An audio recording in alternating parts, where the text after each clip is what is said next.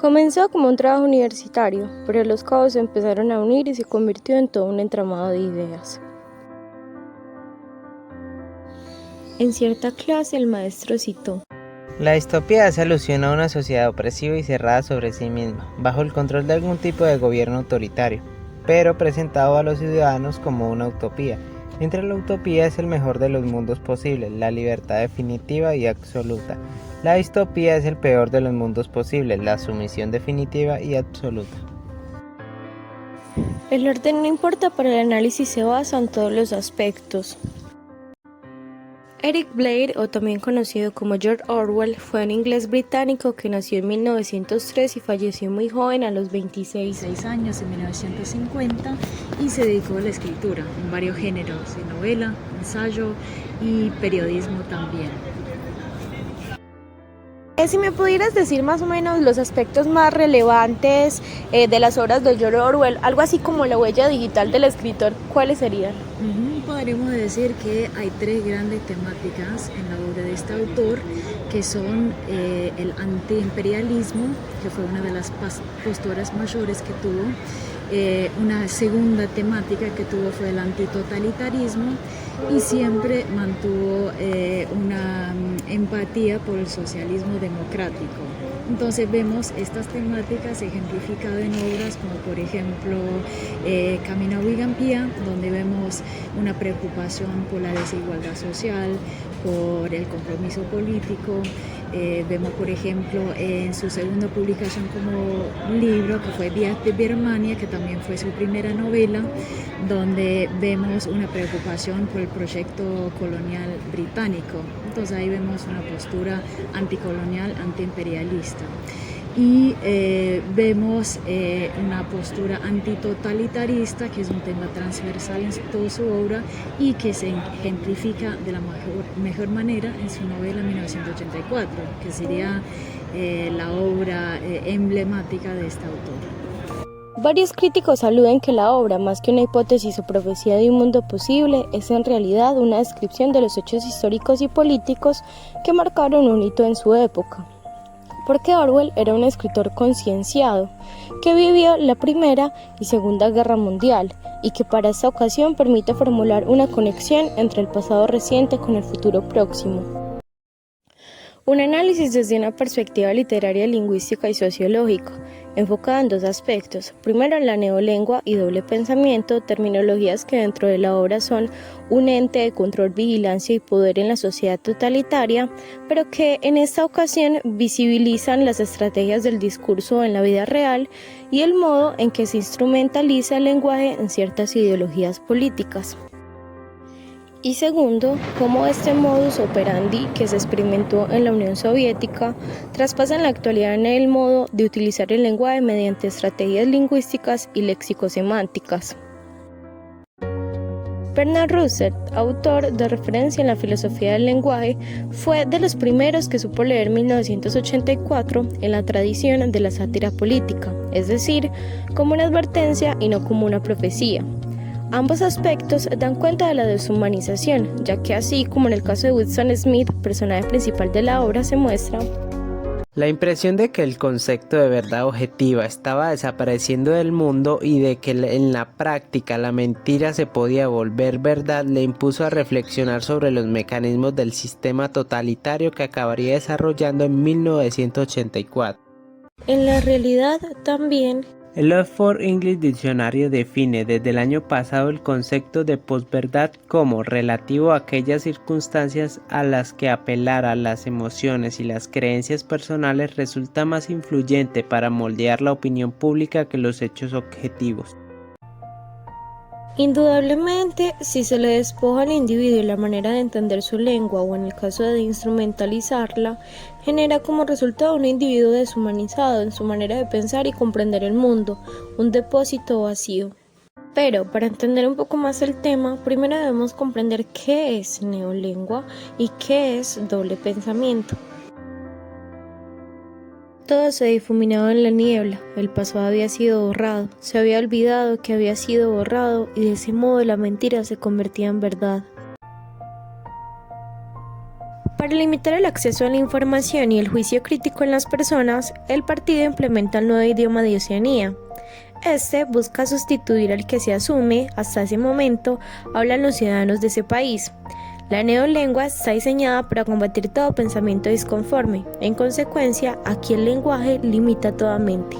Entonces, es un intento de crear un lenguaje creado, impuesto, donde se reduce las posibilidades expresivas de un lenguaje con el fin de reducir las posibilidades del pensamiento y las posibilidades de reflexionar y de tener ideas.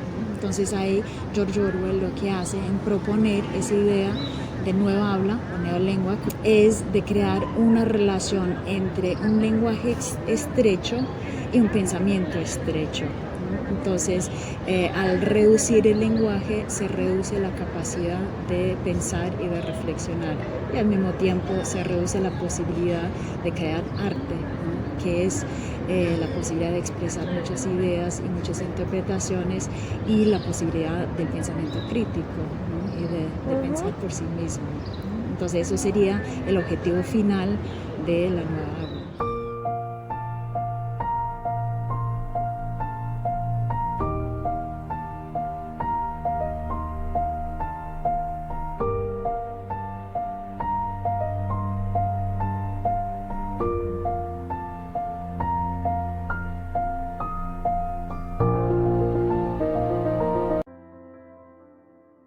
El pensamiento es una de las ideas fundamentales de esta obra y se resume, podemos hacer una relación con lo que propone Hannah Arendt, ¿no?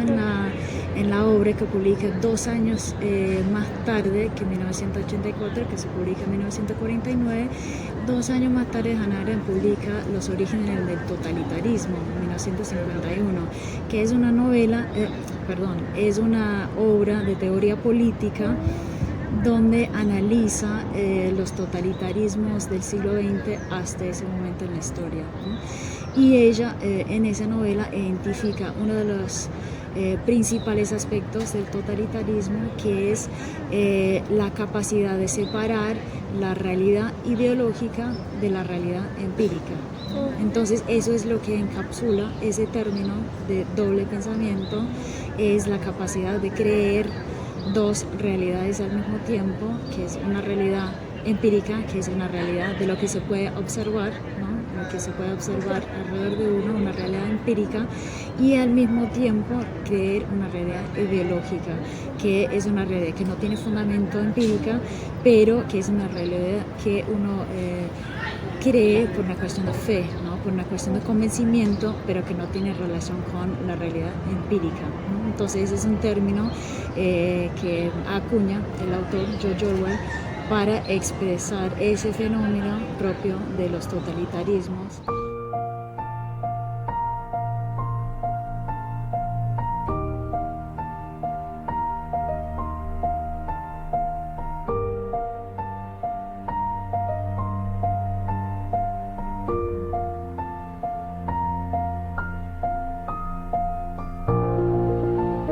Estos términos ficticios, doble pensamiento y neolengua, son imprescindibles ya que ejercen un poder sobre la persona, que controla y moldea la manera de pensar y estar siendo en el mundo, que en el ámbito real, como lo nombra Julio Trujillo, constituyen un conjunto de advertencias sobre nuestra tendencia a utilizar y aceptar tópicos, eufemismos y metáforas muertas por pereza intelectual. Orwell es consciente del poder hipnótico de las palabras y de cómo se apoderan de nuestro pasivo pensamiento. El resultado final es el empobrecimiento de la lengua y la anulación de la capacidad crítica. Si se omiten determinadas palabras, se omite a su vez el significado de estas, lo que permite controlar y unificar más fácilmente el pensamiento de los miembros del partido, cosa que les permite evitar delitos como el crimen tal o crimen mental, que no es otra cosa más que pensar crítica y analíticamente. Hay de los que a lo malo dicen bueno y a lo bueno malo, que hacen de la luz tinieblas y de las tinieblas luz, que ponen lo amargo por dulce y lo dulce por amargo. Para poder que se instaure un régimen dictatorial se necesita que la realidad se falsee, para que se instaure la mentira y pueda funcionar el sistema. Lo único que quedaría faltando es la disidencia. pero esta es subyugada en la obra al despersonalizar al individuo, alejarlo de cualquier vínculo familiar o afectivo, y en los conceptos que ya hemos trabajado, el doble pensamiento al concebir que no existe la inmutabilidad de la historia, es igual el pasado y el futuro y solo está el presente, y la neolengua para nombrar de una manera determinada y cerrada las cosas, dejando de percibir o desconociendo en ambas la verdad y pasando así a una posverdad. La verdad es una cosa y la verdad oficial es otra cosa.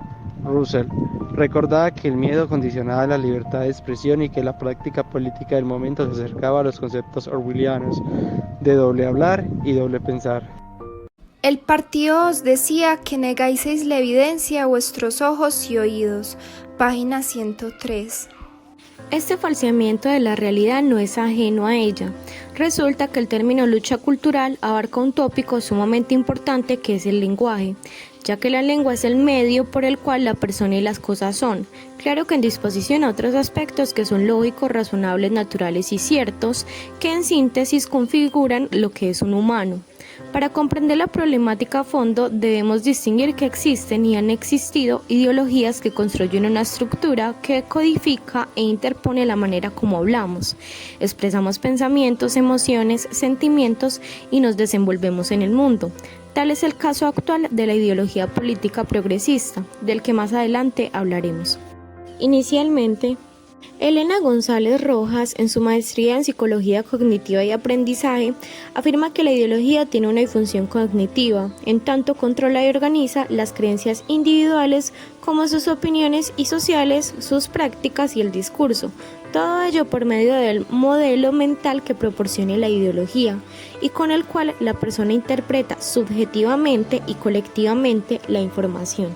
Socialmente, la ideología organiza a los individuos en torno a un esquema conformado por categorías sociales como pertenencia, valores, actividades, jerarquías. Este esquema define las funciones, identidad e intereses del grupo.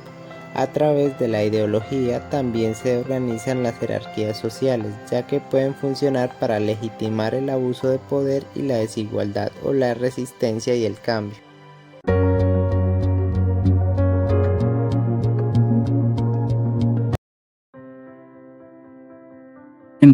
Surgió dentro de la izquierda y surgió dentro de la izquierda buscando algún proletariado que sustituyera un proletariado que ya no existía en Europa Occidental, y por supuesto ese proletariado podían ser las mujeres, podían ser los homosexuales y en los últimos tiempos además son los inmigrantes africanos.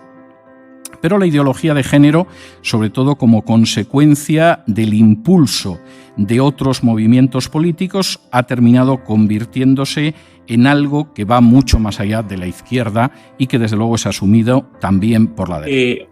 En realidad de una dictadura cultural actual, ¿no? Lo que vos mencionabas recién, que ya no es una ideología de género, ya es una imposición, es una dictadura de género lo que se está viviendo en países como Canadá o como la Argentina. Ahora bien, esta dictadura actual, ya sea de género, progresista, abortista, todos los elementos que la engloban, es una dictadura que está enfilada hacia la nada misma. Sí, interesante, porque una vez que negás el fundamento de toda la realidad y obviamente que negás la verdad y todo se convierte en una construcción social que se impone por el deseo de poder y de control, como es esa visión perversa del posmodernismo, entonces lo único que queda es la nada, ¿no? Teóricamente hablando. Y es entonces como yo una de las cosas que noto, siguiendo también a un pensador francés que se llama Michel Onfray, hay 7 puntos principales, Juan Carlos, que busca esta dictadura actual. Destruir la libertad, pero busca destruir la libertad no tanto encerrándote en tus casas, que eso también, ¿no es cierto?, es una coartada de la coacción de la libertad. Pero hay una destrucción de la libertad que es mucho más profunda, que es cuando te educan de tal manera que no sabes pensar. Te educan de tal manera que caes ante cualquier sofisma. Te educan de tal manera que la persona no sabe razonar. Yo creo que es ahí cuando a la persona le destruyen la libertad total, ¿no? Porque como mencionaba nuestro Señor, que es el camino, la verdad y la vida. Y esto lo digo no desde un punto de vista meramente religioso y teológico, es un punto de vista realista y es parte de nuestra civilización occidental. Un un pilar fundamental de nuestra civilización occidental, que hizo nuestra civilización grande como es, con sus falencias y demás, es el hecho de que la verdad nos hace libre, la verdad nos libera. Y cuando la persona no sabe pensar, cuando la persona no tiene acceso a la verdad, esa persona se convierte literalmente en un esclavo y se destruye la verdad. Y parte del pensamiento o el conocimiento por medio de la abstracción, el conocimiento de las cosas, las realidades, y es la misma inteligencia la que luego le da una palabra, lo conceptualiza, lo manifiesta con un signo que simboliza esa realidad. Por ejemplo, yo veo una vaca y le puedo poner una simbología para entonces referirme a esa vaca y le digo la palabra vaca. Podría haber sido cualquier otra palabra como pasa con todos los idiomas. Pero es interesante que como en esta tríada que nos mencionás, Juan Carlos, hay un elemento, hablando filosóficamente, que obviamente eso al progresismo le debe reventar, que es el hecho de que hay una jerarquía, ¿no? Hay una jerarquía porque ahí estamos, según como lo presentaste, la realidad es la que se impone. Y si bien el pensamiento influye a la palabra y la palabra influye al pensamiento, hablamos como pensamos y pensamos como hablamos, pero por encima de todo eso hay algo que es mucho más profundo, que es la realidad misma.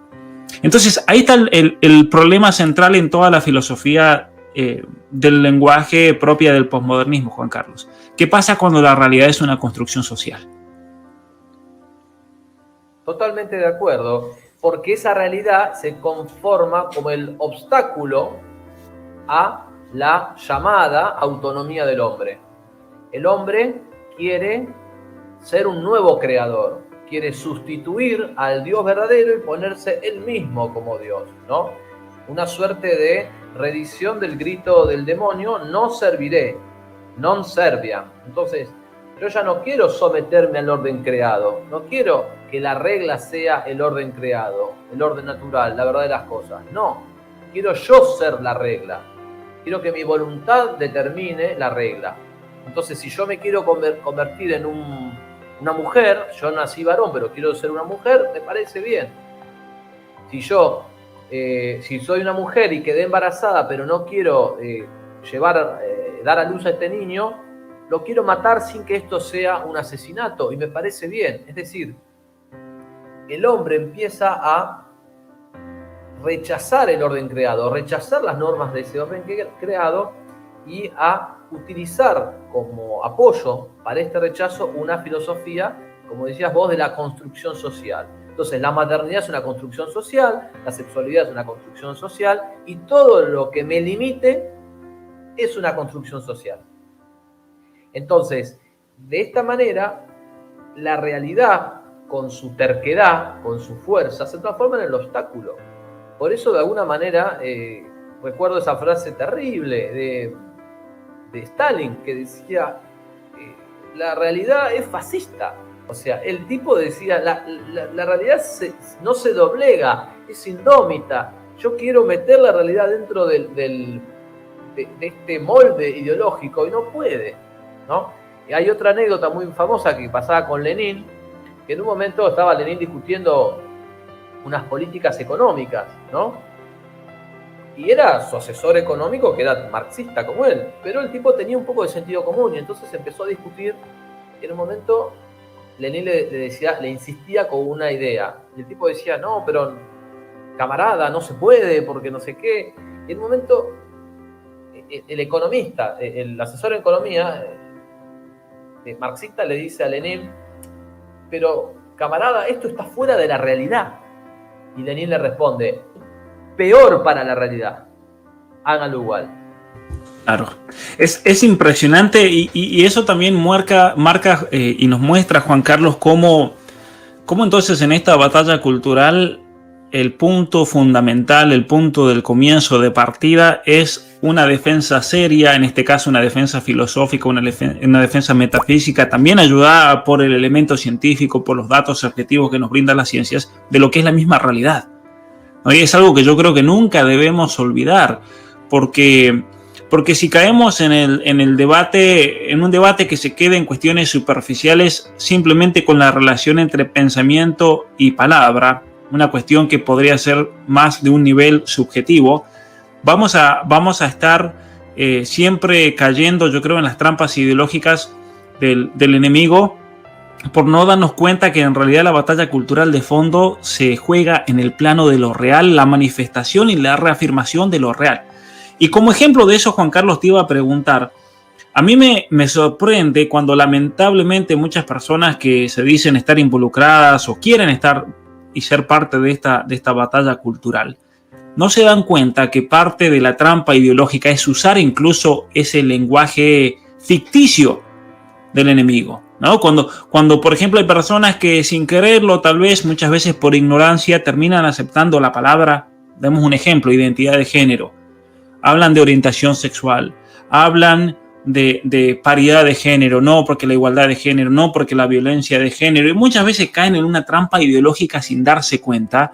Y aquí está el peligro de lo que vos decías, me parece, y corregime si estoy equivocado, pero decías recién que a veces el progresista, el posmoderno, conoce la relación entre el lenguaje y el pensamiento muy bien, lo han estudiado profundamente para incluso poder aplicarlo en todo esto que llamamos la reingeniería social o una reingeniería del pensamiento humano. Y entonces ellos saben que si terminás usando esas palabras, tarde o temprano vas a terminar pensando con esas categorías. Es lo que se llama el contrabando del lenguaje. Por ello es que en 1984 el personaje Smith, el encargado de redactar la 11ª edición del diccionario de Neolengua, era un filósofo y no un lingüista, como debería ser. Se podría pensar que es con la intención de contaminar el lenguaje con la ideología del partido y a su vez disminuir el número de palabras para empobrecerlo. Como también es necesaria la jerarquía entre los ministerios, en este caso el Ministerio del Amor, donde paradójicamente vuelven ortodoxos a los rebeldes o herejes, como en el caso de Winston Smith, personaje principal de la obra. Se nos presenta en la página 48 cuando dice que nada era del individuo, a no ser unos cuantos centímetros cúbicos dentro de su cráneo. Lo que quiere decir que si lograban llegar hasta ese punto privado del individuo, el régimen totalitario, más bien el parásito, entra al organismo para controlar tus pensamientos y con ello la manera de actuar y expresarte. Una cita clave para entender esto está en la página 76 cuando dice: todo el clima del pensamiento será distinto. En realidad, no habrá pensamiento en el sentido en que ahora lo entendemos. La ortodoxia significa no pensar, no necesitar el pensamiento. Nuestra ortodoxia es la inconsciencia. Se trata de una serie de conexiones que trabajan a merced del partido, como es el caso de la vigilancia constante, por medio de pantallas, micrófonos, cámaras, entre otros. El criterio propio y la individualidad está prohibida, por ello inicia la obra con el personaje principal escribiendo un diario, porque hacer algo que implicara una inclinación a la soledad, aunque solo fuera dar un paseo, era siempre un poco peligroso. Había una palabra para ello en neolengua: vida propia, es decir, individualismo y excentricidad. Otra cita es: le parecía muy curioso a Winston no haber oído nunca a un miembro del partido cantando espontáneamente y en soledad. Habría parecido una herejía política, una excentricidad peligrosa, algo así como hablar consigo mismo. Página 168. Al igual que la desvinculación de cualquier institución familiar y afectiva, porque saben que la familia puede ser un obstáculo y una vacuna contra el partido. La destrucción de la información, los agujeros de la memoria, el falseamiento y la reescritura constante de la historia y la verdad. El adoctrinamiento desde los más pequeños. Times publicará unas líneas describiendo cómo alguna viborilla, la denominación oficial era Heroico Niño, había denunciado a sus padres a la policía del pensamiento contándole a esta lo que había oído en casa. Página 46. Los nietos debían ser engendrados por inseminación artificial, SEMAR como se les llamaba en neolengua, y educados en instituciones públicas. Página 89. El control de masas por medio de los entes de difusión cultural. El Departamento de Registro, después de todo, no era más que una simple rama del Ministerio de la Verdad, cuya principal tarea no era reconstruir el pasado, sino proporcionarles a los ciudadanos de Oceanía periódicos, películas, libros de texto, programas de telepantalla, comedias, novelas, con toda clase de información, instrucción o entretenimiento. Fabricaban desde una estatua a un eslogan, de un poema lírico a un tratado de biología, y desde la cartilla de los párvulos hasta el diccionario de neolengua, página 65. o el caso de la Lotería para el Proletariado, que sorteaba premios inexistentes y falsos. En la realidad también lo podemos ver evidenciado por medio del entretenimiento, las redes sociales, los medios de comunicación y un gran etcétera. Noam Chomsky dice al respecto que los medios de comunicación no solo influyen en nuestra percepción de realidad social, sino que además ejercen un control efectivo sobre nuestras opiniones. Los mecanismos que se utilizan para lograr este control son sutiles y ciertamente difíciles de identificar por la población. La inanición como sinónimo de progreso, pues el cuerpo grita la verdad de la escasez, el hambre, el deterioro y la necesidad, pero el pensamiento que había construido el partido les hacía creer que todo iba de bien a mejor. La expresión por la nueva y feliz vida reaparecía varias veces. Estas eran las palabras favoritas del Ministerio de la Abundancia, página 81.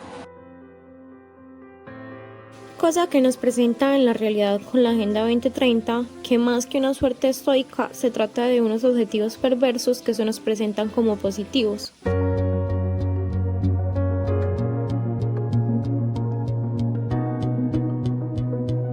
Y lo que hemos venido desarrollando, la instrumentalización del lenguaje a través de nuevos conceptos que son la castración de otros y o el cambio de su significado, como por ejemplo vaporizado, para designar a una persona que eliminan de la sociedad, desapareciendo de todos los registros como si nunca hubiese existido, lo que lo convertiría en una no persona, donde nada podía demostrar y recordar su existencia. Esos conceptos de neolengua y todo el sistema que se ha escrito ayuda a evitar los delitos como el crimen mental o crimen mental, que es lo opuesto al doble pensar, y en el clima de pensamiento de 1984 era la ortodoxia de no pensar, de ser inconsciente. Toda la obra de Orwell trata de una lucha cultural por perseverar nuestra naturaleza, el sol del horizonte y la verdad en todos sus ámbitos. Por ello, si se tiene una mente débil y acrítica, es fácil de dominar y consumir cualquier consigna. Se necesita entonces fortalecer el intelecto, filtrar lo bueno de lo malo utilizando la conciencia y llamar las cosas por lo que son, para que el pensamiento se disipe de las tinieblas y logre alcanzar la luz, pues el ignorante es feliz en medio de su ignorancia. Por ello, en la obra la ignorancia es la fuerza del partido y también por falta de comprensión, todos eran políticamente sanos y fieles. Daniela Castillo, hablando de las funciones de los ministerios, señala que es así que la labor de los ministerios resulta imprescindible para alcanzar las metas de dominación. Mantener a la gente cegada e ignorante requiere de un sistema que funcione. Todo debe funcionar como una red para obtener los resultados deseados y debe abarcar todo rincón de la sociedad. La ideología de género me parece de una debilidad en términos intelectuales que prácticamente raya con la estupidez. Por supuesto, la ideología de género utiliza palabras mordaza. No se le ocurra a nadie cuestionar determinadas tesis de la ideología de género porque será un machista, un homófobo o un heteropatriarcal, sea eso lo que sea, y evidentemente estas palabras tienen un efecto paralizador, al menos en los medios de comunicación occidentales, no inferiores a ser calificado como reaccionario o fascista. Es más, entre que te llamen fascista o que te llamen machista, entre que te llamen reaccionario o te llamen homófobo, uno casi suplica que le llamen reaccionario. Y eso es otra muestra de la manipulación del lenguaje. Esa manipulación del lenguaje, además, tiene una serie de aspectos que son curiosos. No solamente estamos hablando de esas palabras que de alguna manera sirven como mordaza, como han servido a lo largo de la historia, sino de razonamientos que desafían al sentido común y que muestran hasta qué punto es fácil manipular el lenguaje para llegar a objetivos políticos. Por ejemplo, permítanme ponerles algún ejemplo y crean que no estoy bromeando ni pretendo ser sarcástico.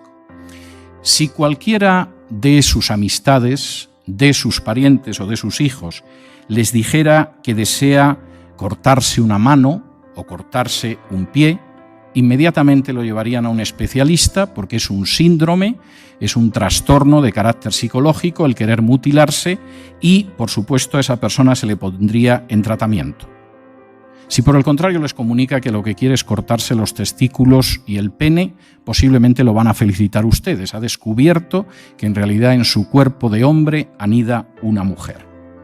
Si en algún momento su hija llegara a casa y le dijera: papá, me miro en el espejo y me veo como un hipopótamo, y ustedes le dijeran: hija, apenas pesas 40 kilos, papá, no voy a comer más, me miro en el espejo y me veo como un hipopótamo, ustedes llevarían a su hija a un especialista porque la anorexia es una grave enfermedad. Pero es posible que si su hija llega y les dice: papá, ya no soy Carmela, soy Carmelo, la feliciten porque ha descubierto lo que hay en su ser, aunque obviamente su ADN sigue gritando a voces que por mucho que la mutilen y mucho que la hormonen, sigue teniendo el mismo sexo con el que nació. Y por supuesto, y esto es bastante claro, esto no lleva solamente a situaciones que a uno le dejan absolutamente pasmado, sino argumentos que confieso que a mí me producen un profundo estupor. Por ejemplo, si se quieren, ¿por qué no van a casarse? A algunas personas les parece que esto es un argumento válido. Parece ser que durante milenios el género humano en distintas culturas nunca lo pensó. Más bien pensó lo contrario. El simple hecho de casarse no es en absoluto un motivo para tolerar ciertas formas de matrimonio. No toleramos el matrimonio entre hermanos, aunque es posible que un hermano y una hermana se quieran tanto como para mantener relaciones sexuales y querer vivir juntos. Se dan muchos casos e incluso hay obras literarias meritorias desarrollando ese tema. Por supuesto, no consideramos que puedan casarse un padre y una hija o una madre y un hijo. Eso para las tragedias griegas está bien. Pero evidentemente consideramos que no suficiente como para dinamitar la institución del matrimonio y sin embargo hemos aceptado que eso es lógico. Por supuesto, en el punto al que hemos llegado en Europa, y se lo puedo anunciar, ya en los últimos meses se nos está anunciando que no solamente el matrimonio entre dos personas del mismo sexo es deseable, en los países en los que se ha legalizado, sino que además el sexo con niños es totalmente tolerable, incluso deseable. Y el argumento es muy claro. ¿Quién va a adiestrar mejor sexualmente a un niño que un adulto? Y la pregunta es, ¿por qué tiene que adiestrar sexualmente a un niño ningún adulto? Aunque fuera la tesis que sostenía Michel de Foucault y que por supuesto además lo hacía sin ningún problema en programas de radio y televisión. Y las plataformas partidarias de las relaciones sexuales con niños, porque se supone que si un niño de 6 años puede decidir cambiar de sexo, ¿por qué no podría tener relaciones sexuales con un adulto?, forman parte de esa ideología de género. Después del avance de ciertas novedades legales sin paralelo en la historia de la humanidad, está por supuesto el castigo de los disidentes, las denominadas leyes antidiscriminación por razón de género. Si las leyes antidiscriminación por razón de género fueran leyes antidiscriminación por razón de género, quien ahora se dirige a ustedes sería el primero en apoyarlas. Si efectivamente esas leyes castigaran el hecho de que se pudiera discriminar a una persona por su sexo, por su inclinación sexual, por su vida privada, estaría totalmente a favor de esas leyes. El problema es que las leyes de antidiscriminación por razón de género son leyes de inquisición y de castigo frente a aquellos que no se arrodillan ante la ideología de género. En el caso de España, para que vean que no tengo especial interés en cargar contra otras naciones europeas, estas leyes que rigen en 11 de las 17 comunidades autónomas españolas, en un primer momento castigan a aquellos profesores que no difundan la ideología de género con el hecho de la suspensión laboral. A continuación, los castigan con el hecho de expulsarlos de su puesto de trabajo.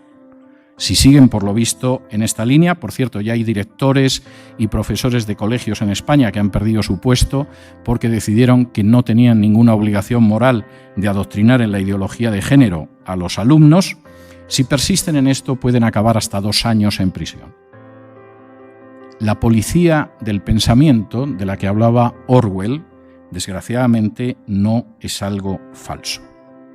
Y la manipulación del lenguaje para acabar imponiendo ideologías liberticidas es una realidad.